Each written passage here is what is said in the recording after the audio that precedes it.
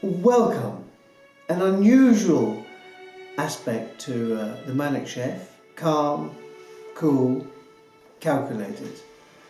We are doing a slightly different series on painting and how to understand the masters. And although for many years I've done many different things, I've always been a keen artist. So what we're going to show you in these series of episodes is the understanding of the old adage of understanding the masters. So you will see 5 variations of my attempt to understand the complexities of, call them geniuses, call them ultra talented, call them a pain in the arse. But to understand how these men have become what we call now the masters of British painters, starting from 1810 right the way through to 1910, 1920 with Sargent. So my attempt is to show you copies and how to do them, just to understand. Not to copy them exactly, but to understand the paint, colour and the technique and the handling of the brush, to emulate it. And once you've done one, you will feel happy and joyous then when you go into the countryside and you paint something of your own composition. You can draw upon this knowledge that you've studied. So I hope you enjoy it. We're going to start mixing the colours now. So what we have here is a whole series of decision-making processes, which means that you've got to start looking at the original painting and find out exactly what tones we're going to start with. Now, of course, we're going to do the sky. Sky is most important. And this is important to try and get the sky done and finished in such a way that we haven't got too much work to do. So ensure that wherever the branches and the trees are, that all the sky is completed well within that. The only thing you might want to do is the top half there, not there, but wherever. But we're going to do the sky. So what does sky consist of? Plenty of white. Titanium white is good, so we'll give a good old squaring of that, and then there's going to be, put plenty of white on, because the sky is always going to be very, very light, and some of the tubes are a little bit stiff. Now, nice big fat brush, because we don't want to get too detailed. We want to lash, well, not lash is the wrong word. That's from my old days, you know, on the ships, you know, in the South Atlantic. So what we want to do is just going to have a look at how the sky is formed and get those patterns down. Here we've got some greys and blues, and Constable was actually quite specific in many ways in putting quite a lot of tones in it. So we'll start off with the French ultramarine, a bit of Prussian blue, and we're going to put a little bit of burnt sienna probably in. It's not whiskey, is it, son? Anyway, so yeah, that's Carillion blue. That's quite bright. You've got to be careful with that one. The first thing is always to do plenty of olive oil, linseed oil and good quality turpentine. Don't use white spirit or all that substitute stuff as rubbish. So now what we're going to do, we're going to try and get some blue in at the top corner. So look, here we go. We're mixing a few things together: French ultramarine, a little bit of Carillion blue, and look, there we are. There. Now let's just get that on there. Let's get it on there. Look. Now, nice big brush. Now, if you look at the painting, you see there's quite a lot of darkness on the right-hand side and plenty of light on the left-hand side. So we're going to get that on first of all. Let's get a little, so now we're going to go with a little bit of darker blue. Get the same old colours, French aquamarine, a little bit of Carillion, and not Carillion, Frillion, Millennium, So now the next thing we want to do is to try and start doing some of the clouds. So we're going to use a bit of probably burnt sienna, burnt umber, and then we're going to use some black paint, ivory black. Now people don't like to use black, but it's quite imperative to get a good quality grey, to which you add the other colours too. And we're going to put a little bit of burnt umber. I'm actually drinking quite a nice little claret at the moment, which is quite handy, yes. So as we continue, we will still use this now. Don't go and use another brush.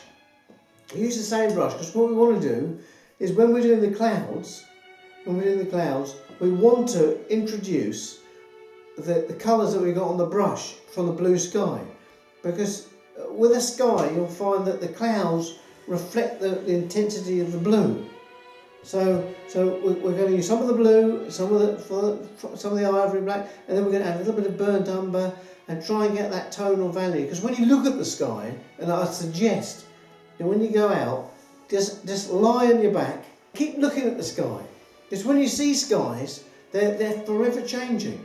We are doing the Constable, so what is he doing here is we're going to start adding the base of the cloud, And then look, work quickly, don't ponce about with it. Get all the base colours down, you see. Now even you can see now, as I'm doing it, you can see the tonal value of the cloud coming along. Now, what we discovered on the right hand side, it's a lot darker, and we're going to have to add quite a lot of darkness to that.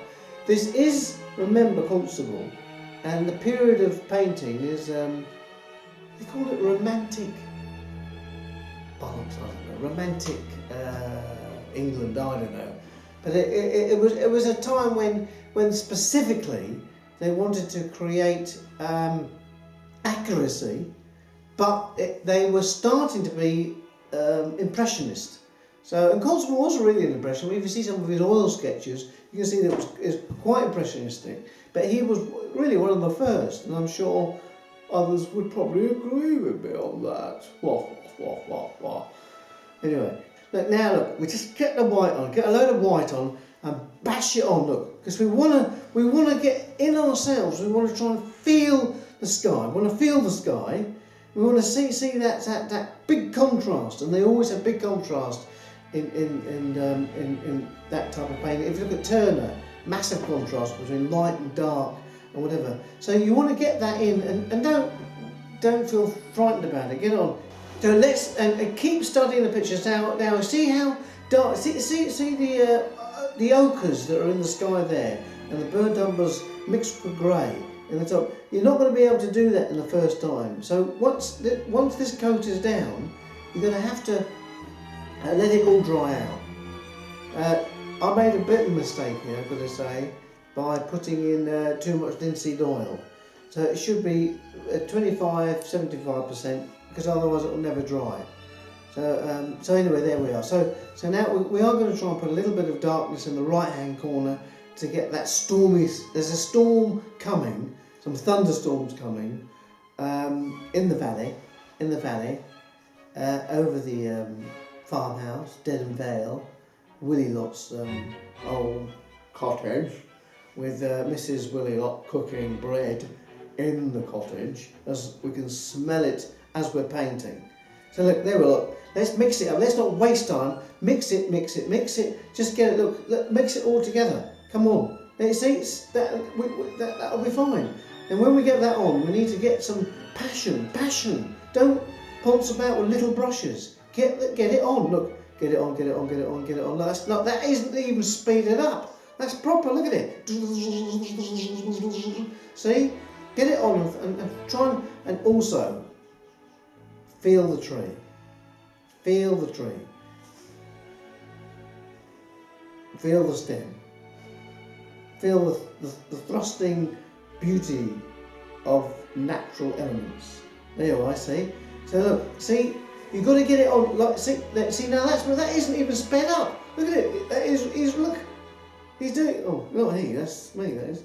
Anyway, so mix it up, and don't be frightened. Now, you already can see the contrast between the dark tree and that. See that the shininess of the white against the grey. put plenty of paint in, plenty of paint. You might as well go down the shop and get a tub of Dulux and just lash it on with a roller. Oh, by the way, I'm just having a piece of claret at the moment. Oh. Now look, so we are really putting it on. Now, I would really, you could actually just get a massive brush and brush it all on. Because what the old boys used to do, actually, what they used to do is just put a big blank dark green on.